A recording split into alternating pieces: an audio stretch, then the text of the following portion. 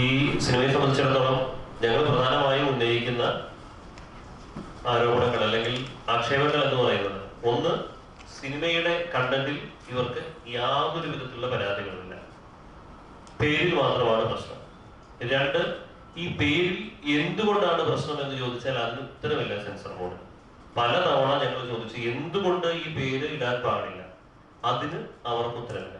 മൂന്ന്, സെൻസർ ട്രെയിലറിന് തന്നു, അതിനെ തുടർന്നാണ് ഞങ്ങൾ ഇത്രയധികം പോസ്റ്ററുകൾ അടിച്ചത്. 30,000-30,000-ഓളം പോസ്റ്ററുകൾ അടിച്ച് റെഡിയാക്കി വെച്ചിരിക്കുകയാണ് ഒരു ഭാരത സർക്കാർ ഉൽപ്പന്നം എന്ന പേരിൽ. ആ പോസ്റ്ററുകൾ ഇനി ഒട്ടിക്കാൻ പറ്റില്ല, അല്ലെങ്കിൽ ആ പോസ്റ്ററുകളുടെ ഭാരത എന്ന വാക്ക് മറച്ചുകൊണ്ട് ഞങ്ങൾ ഈ ബാക്കിലെ സ്റ്റാൻഡിൽ മറച്ചതുപോലെ 30,000 പോസ്റ്ററിലും ആ പേര് മറച്ചുകൊണ്ട് വേണം ഇതിന്റെ പോസ്റ്ററുകൾ ഒട്ടിക്കാൻ. ഇത് വലിയൊരു പ്രതിസന്ധിയാണ്. അപ്പൊ പറഞ്ഞു, നിങ്ങൾ റിവ്യൂ കമ്മിറ്റിയിൽ പോയി ഈ പേര് വാങ്ങിക്കോളൂ. റിവ്യൂ കമ്മിറ്റിയിൽ പോയാൽ 20 ദിവസം മുതൽ 45 ദിവസം വരെ എടുക്കും. അപ്പോൾ ഈ സിനിമ ഞങ്ങൾ പറഞ്ഞ 8-ാം തീയതി എന്ന ഡേറ്റിൽ റിലീസ് ചെയ്യാൻ പറ്റില്ല. അപ്പൊ ഈ സിനിമയ്ക്ക് വേണ്ടി ബോർഡുകൾ, ഹോർഡിങ്ങുകൾ, മെട്രോ പില്ലർ പരസ്യം, ഇതൊക്കെ നമ്മൾ 15 ദിവസത്തേക്ക് 20 ദിവസത്തേക്ക് വാടകയ്ക്ക് എടുക്കുന്നതാണ്. അപ്പോൾ ദിവസങ്ങൾ കൂടുന്നതിനനുസരിച്ച് പൈസയും കൂടും. പിന്നെ വലിയ സിനിമകൾ റിലീസ് ചെയ്യാൻ പോവുകയാണ്. നമുക്കറിയാം, ഏപ്രിൽ മാസത്തിൽ വൻ റിലീസുകൾ, മെയ്യിൽ വൻ റിലീസുകൾ, ഇതിനിടയിൽ കൊണ്ടുപോയി ഈ സിനിമ ഇറക്കാനും പറ്റില്ല. അപ്പൊ ഞങ്ങളെ സംബന്ധിച്ചിടത്തോളം ഇവരുടെ ഈ നിർദ്ദേശങ്ങളോട് പ്രതിഷേധമുണ്ടെങ്കിലും അത് അംഗീകരിക്കുക എന്ന ഒരവസ്ഥയിലേക്ക് ഞങ്ങൾ എത്തിപ്പെടുകയുണ്ടായത്.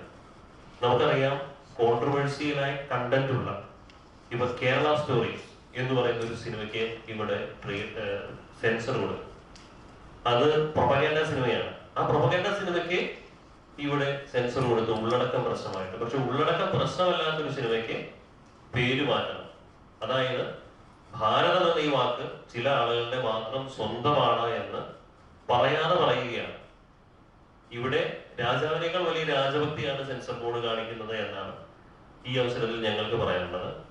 കാരണം വളരെ മാനസികമായ ബുദ്ധിമുട്ടാണ് ഇതിന് തുടർന്ന് നമുക്കുണ്ടായത്. കാരണം ഒരുപാട് അധിക ചെലവുകൾ, ഈ ബ്രാൻഡിങ് എല്ലായിടത്തും എത്തി. അപ്പൊ ഞങ്ങൾ പറഞ്ഞു, ഇപ്പൊ ഒരു സർക്കാർ ഉൽപ്പന്നം എന്നാക്കിയാൽ കുഴപ്പമില്ല എന്ന് പറഞ്ഞു. ഈ സർക്കാർ എന്ന് പറഞ്ഞാൽ എന്താ? നമ്മുടെ മുമ്പിൽ ഒന്നുകിൽ ഇന്ത്യ സർക്കാർ അല്ലെങ്കിൽ കേരള സർക്കാർ.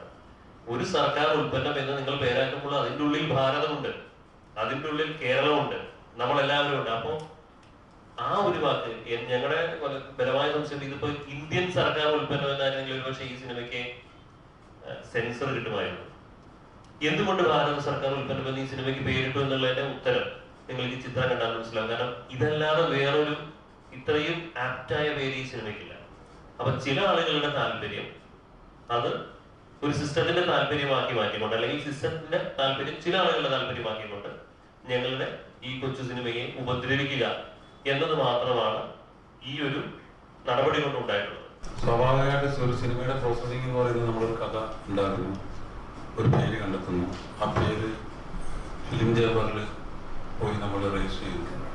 അപ്പോൾ സ്വാഭാവികമായിട്ട് ഒരു ഭാരത സർക്കാർ ഉൽപ്പന്നം എന്ന് കേൾക്കുമ്പോൾ നമ്മൾ കുറച്ച് സുഹൃത്തുക്കളൊക്കെ ചോദിച്ചിരുന്നു, ഇതൊരു ഭാവിയിൽ ഒരു വിവാദം ഉണ്ടാവില്ല എന്ന് ചോദിച്ചു. പക്ഷേ നമ്മൾ അത് കൃത്യമായിട്ട് ചെയ്യാൻ വേണ്ടി നമ്മൾ കുറേ ആൾക്കാർ അന്വേഷിച്ചു. സെൻസർ ബോർഡ് അംഗങ്ങളോട് ഈ ഒരു പ്രശ്നമില്ല, കണ്ടന്റ് ഒരു സർക്കാരിനെയോ ഒരു പാർട്ടിയോ വിമർശിക്കുന്ന ഒരു കണ്ടന്റ് അല്ലാതാണ്.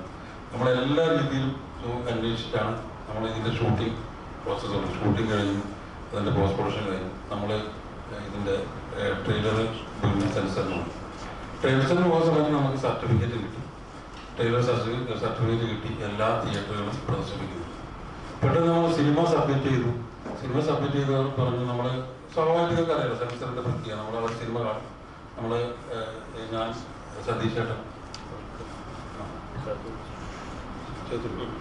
ഇവരൊക്കെ നമ്മളെല്ലാം പുറത്ത് നിൽക്കുകയാണ്. അപ്പോൾ അവർ സിനിമ കഴിഞ്ഞ് പറഞ്ഞു.